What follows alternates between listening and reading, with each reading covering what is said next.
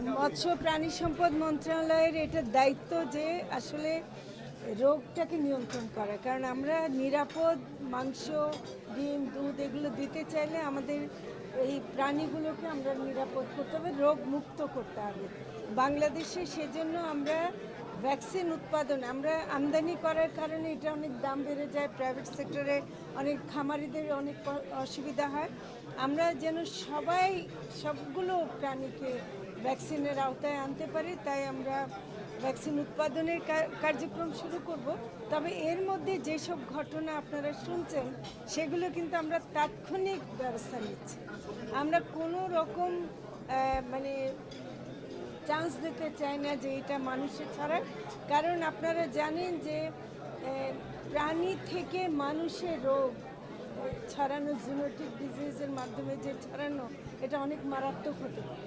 সেজন্য এটা বিশ্ব স্বাস্থ্য সংস্থার সাথে আমরা কাজ করছি, যেটাকে বলে ওয়ান হেলথ কনসেপ্ট, যে আমরা মানুষের স্বাস্থ্য এবং প্রাণীর স্বাস্থ্য একই সাথে আমরা রোধ করব, সেটাই।